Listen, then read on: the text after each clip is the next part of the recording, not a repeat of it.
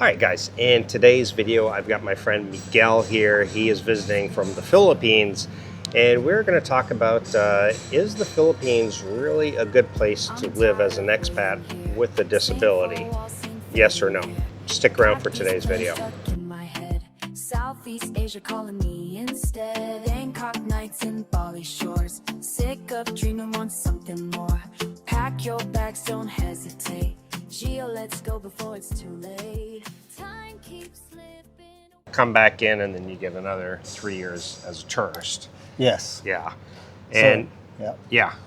So this is it is my 3-year visa run, but it's also I usually do it every 6 months though too. So just because I don't like to do the exit the clearance. long exit clearance. Yeah, I don't either. I had always did that. I would leave and then come back in because it was kind of a pain. Yeah, I just don't want to deal with that. Now, how long have you lived in the Philippines now? 3 years. 3 years. So, and you are married to a Filipina. I am. And you also have a son, right? 16 months old, yes. 16 months old. So for you, it's been a very good move and very successful move for you to come out to the Philippines. Yeah. In a lot of ways, yeah. Came out, to find a cheaper place to live. And, the plan was to have extra money to send back to my kids. Right. But, they say, want to make God laugh, tell him your plans. Right. That's right. So for you, your goal was to come out to live somewhere less expensive and also to find a nice girl. Yeah. And it looks like you've achieved both of those, so yes. Good deal. Now, how do you manage daily life in the Philippines? Were you, what kind of challenges do you have on a daily basis as like your disability is being blind, and you get along fine? I mean, you travel by yourself, which I found very amazing. A lot of people can't even get off the couch to actually get here, but you... Mostly by myself with a little help from my friends, like you. And sure. In the Philippines, my disability is not too bad. It's one of the reasons I chose Davao instead of Dumaguete. There's more taxi cabs and infrastructure that I can use with my disability than there was in Dumaguete. Yeah, Dumaguete really is not a good setup whatsoever for a disability. They don't have, all they have are the tricycles, which are kind of, well, they're uncomfortable. They're uncomfortable. They're hot. There's no aircon. They're unreliable, and they typically overcharge us foreigners. Yeah, it's very common, unfortunately. I don't think they'd be real good for transporting babies around either, probably. No, even though Filipinos do that on a day-to-day basis, but yeah. Noticed some difference with like walking or like places to walk. Yeah, I mean, I took a tour today. We were out walking, the sidewalks were clear. I didn't have to duck under bus stops or, avoid cars or motorcycles on the street. It's definitely a lot cleaner and yeah. Would you say like locals are helpful in the Philippines? Yeah, they're very helpful. They are. Yeah, in the Philippines, the locals are pretty helpful. The security guards. I remember when I first got there, the security guards at the mall would follow me around to make sure I didn't get lost. They'd think they were being stealthy, but like I could hear their walkie-talkies going off. And, like that. And if I need help, people will help. So when I do jiu-jitsu, the cab drivers help make sure I get to my to the right place once they drop me off and things like that. And your few short days here in Thailand, how have they been here as well? I had a guy. He saw me in the lobby, and he walked me all the way up to my room, even though I knew where my room was. But he walked me all the way up there to make sure I was there. Really nice. Oh, okay. A little bit different than America. America, they'll do the same thing in America, but sometimes it's like it's very condescending. Oh, okay. Here it's just like, and in the Philippines, they treat you like you're a person. They ask if you want help. He didn't speak much English, so he couldn't ask me, but he really wanted to help. So I just, all right, that's cool. How about public transportation challenges? I think we kind of talked about that. You got the taxis, and Yeah, I do a jeepney every once in a while. You do? But Okay. only if Michelle's with me. Yeah. Because I just can't tell them when to stop. You have no idea where you are, yeah. right? Yeah. So Gotcha. I can get on and, it's that's easy, as far, and people are real nice getting on and off, and they're patient, but I can't tell them, oh, hey, stop here. That's the only bad part. I got a friend that lives in the same condo. He likes to sit in the front and then tell them. Okay. But that wouldn't help me. Now, I tell people if you have some kind of it, not just being blind, but you could have maybe need assistance walking, or maybe be very old and you really need good sidewalks where you can use your cane or whatever. I always tell people that usually the expat bubbles are the best place, like Mactan, Newtown, maybe BGC, things like that, or even here in Bangkok, to be honest. The places like Dumaguete just really aren't set up very well, No. Yeah. So. No. But good people.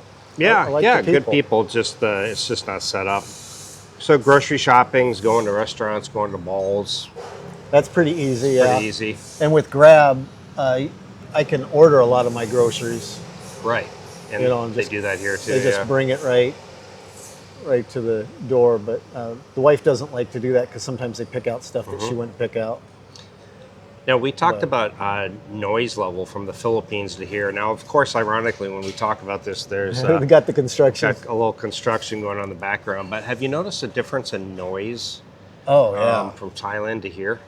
Yeah. What have you noticed? Well, the music's at the lower, where you can actually talk. We were sitting in Starbucks yesterday. Yeah, when you go to a restaurant. Have a conversation rather than, like you're screaming across the room. Right. And someone's sitting at the table. What about the Thai themselves? Do you find they are like a quieter Very people? Quiet tones, yeah. Yeah. Yeah. That was one of the first things I've noticed from moving from the Philippines to Thailand was just the level of noise went way down. It shocked me a little bit today. I was at the temple and they had one guy hollering. He was doing, but I think he was selling stuff for, you know what I mean? Okay. He was like a vendor. Right. Or something, hollering out. But he was the only, everybody else was like real quiet, walking, doing their thing. And so he really stood out because he was hollering. What kind of apps do you use that help you? Well, I got a couple. Like the other day, my son brought me a book, and he says, "Book," and sat down in my lap, wanted me to read the book, and I felt, because I can't read anymore. Sure. And so I hopped on my phone and I grabbed it's called Be My Eyes, and I called a volunteer, and she read the book, helped me read the book to my son for the first time, so that was cool. Oh, okay. But Envision AI also will help you read stuff. Chat GPT. That Chat GTP is very good, isn't it? Yeah. It's amazing. Yeah. And you can do the camera, and you can just hold up the camera, and like, what's this, what's that, and she'll tell you. Oh, that's, she'll help you do the air fryer, she'll help you do the elevator. Wow, I didn't even know it did that. That's all that stuff. That's amazing. Well, if you do the camera thing, you get 20 minutes a day, unless you get the $200 a month thing, and then you get, I think it's unlimited. Unlimited, after that. But I don't use it a whole lot, so 20 minutes a day is fine for me. It's plenty, okay. Yeah. Now, how is raising family in the Philippines? I mean, initially, I think you had planned just, I'm going to move to the Philippines, and this is find a girl, and this is probably where I'm going to stay. But have you since changed your mind a little bit? You're going to... Yeah. There's a lot of things I like about it. Like I like the family style of raising the kid. Sure. With the grandparents around. And you forget how tiring it is to have a toddler, around. Yeah, for sure. So I've actually got a full-time nanny, a full-time cook, and a full, maid to help out with all of that, so that that's very inexpensive. I don't have to change. Yeah, that's a bargain. Yeah. For the amount of help that they are. Yeah, they're a lot of help. But we've decided we're going to go back to the U.S. Okay. What was the driving factor that made you say, well, I think we're going to go back to the U.S.? Several things. I want my boy to know his grandparents in America. Okay. I think there's more opportunity for him at a young age in America. And she needs to live there to be eligible for my Social Security, to make sure she can take care of the boy later, because she's 18 years younger than me, so she's going to be around longer than me. Right, gotcha. So that was the factor. And then I don't really like the earthquakes a whole lot either, but I can deal with those. Yeah. Is there anything that you think the Philippines does better than other countries, like that when you move to the U.S., you're going to miss that aspect? I'm definitely going to miss the extra help, the nanny and the maid and the cook, maid/cook. Can I ask you real quick, how much would you pay for, let's say, the full-time nanny, which lives with you? Is that correct? Yeah. Okay. How much do you spend on that? 12,000 pesos a month. 12,000 pesos. Yeah. Which is around $200. Yeah. Okay. And the other one is a maid/kind of cook. Yes. Okay. And 6,000. 6,000, but she doesn't live with you. She does not. No. How often does she come over? She comes over at 8 in the morning and leaves after the dinner dishes are done. 8 in the morning, and 5 days a week, 6, 7? 6 days a week. 6 days a week. Yeah. And that is really like $105, $110 a month. Yeah. Which is unbelievable. And I'm actually, they consider me a really good boss, both of them, because if you look at a lot of the advertisements, they'll say, they get, 5,000 or 5,000 to 7,000, and they get 2 days off a month, like that. So you have a very active household. Yeah. You've got yourself, your wife, your toddler, full-time yaya, which is the nanny, and then you have a maid who's really there all day, pretty much all day. Yeah. So you gotta. So she comes in, does the cooking, the cleaning, because Hazel, our nanny, used to do everything. The boys got to the point where, like I said, he wants to read books. He's learning Visaya. He's learning English. He's learning sign language. And he wants to run around. You know how boys are. Yeah. So I have her concentrating on him 24/7. Him and Michelle, my wife. So $300 a month, and you've got a maid, a cook, and a full staff. Yeah, Unbelievable. full staff. I mean, that wouldn't get you. That'd get you an hour in the U.S. Right? Yeah. So crazy. Okay. An hour massage. So you'll miss those things. Anything else you'll miss?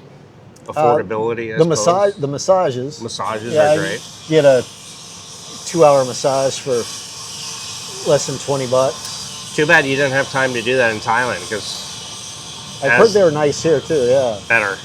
I mean, this is where really massage originates almost from. Yeah, that's true. It's just amazing. Yeah. Anything else that I'll miss? Yeah. Having again, it's the the help, the cheap help. Like when I play golf, I have a caddy that costs me like $10. Okay, interesting. Yeah. Now, how does that work exactly? Well, golf is more about the swing. Right. Right. So as long as you swing right, you can hit the ball. Right. Then it's finding the ball, which the caddy does. Helps you with. Okay. Interesting. And then I have her stand behind the pin, and she'll make noise, and I just putt at the noise. Oh. So it's kind of fun. I've fed the crocodile a couple of golf balls here and there, but okay, gotcha. Interesting. So I'll miss that, but there's golf courses in America, and hopefully I'll teach Michelle how to play and teach the boy how to play eventually. It'll be a bit more expensive there, though. Actually, it's that's not one of the cheap things in the Philippines, technically. Is it? It's not one of the cheapest things. No. I spend it's actually not too bad. It's $30 for 18 holes it's a really nice golf Well, course. that's not bad.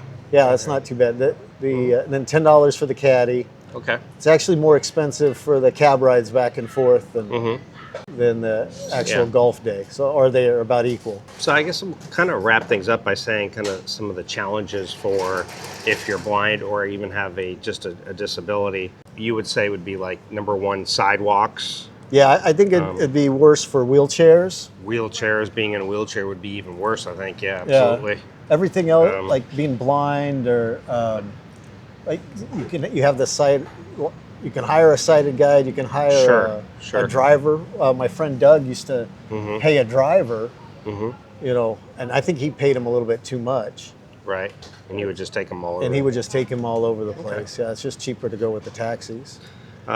Jeepneys and tricycles, I would say, is definitely a challenge. It's just for anyone. For you and anyone with a disability. Really, yeah, jeepney wouldn't work for someone in a wheelchair.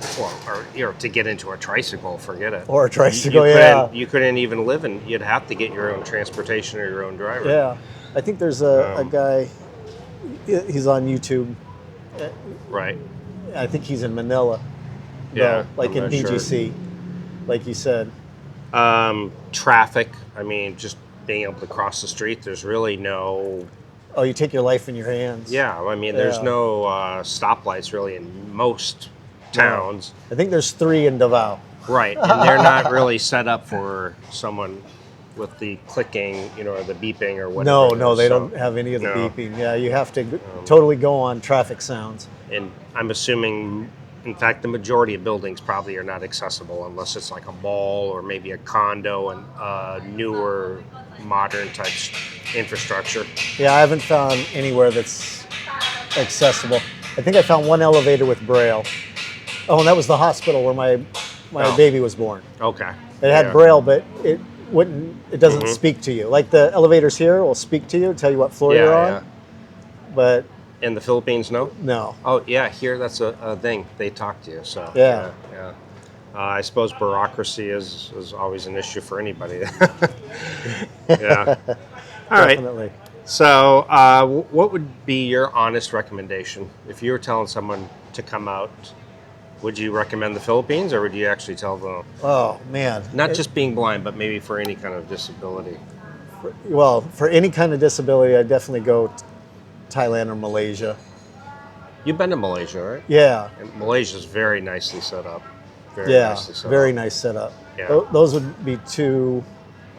The Philippines, well, for dating, I haven't dated in Thailand or anywhere else, so I don't know. But I tell people, especially young guys, get away from the Western women. Come to Southeast Asia and just change your life, change your whole outlook on what women are like and what life can be like. Who would you say the Philippines is for? If you were going to say, "Oh, this is a perfect fit for you." Oh, definitely.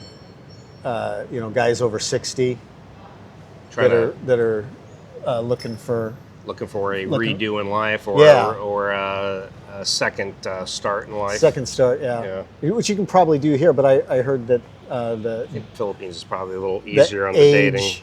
The age gap isn't as much here. Yep, that's very true. Yep. So yeah, definitely the Philippines for dating for older guys, but for the younger guys, either way. And who do you think would struggle the most in the Philippines? What kind of people would you say it's probably not a good fit for you? Anybody who can't exercise their patience muscle. Yes.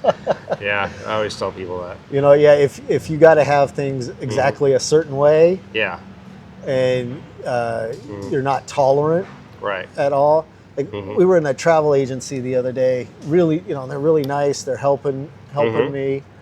And this American guy comes in and he's screaming at him, trying to get them to help him, and he's screaming at him. And I was so embarrassed. I had to leave. Because I didn't want to say something to him. It doesn't help. That behavior doesn't help in Southeast Asia. It just makes things worse.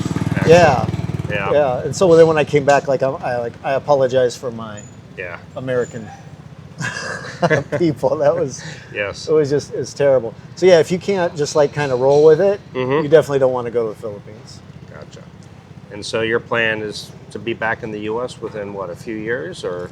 Hopefully this time next year. I found out that if we go back to the U.S. before our 2-year wedding anniversary, Okay. that her green card is only good for 2 years. Okay. Right? But if we wait till after 2 years, the green Okay. card's good for 10 years. Oh, okay. Well, that's the way to go then. I was planning on trying to get back by April, but now I know, we're going to wait till July or August. But of course, with the government shutdown, I don't know when we're going to. I think it reopened, right? It reopened, yeah, but we're behind at least 1 month now. So our next step is got to go to Manila to get the $300 physical. Okay. And then back to Manila again for the interview. Gotcha. So, All right. and then when all that's done, then we have 6 months to get to the U.S.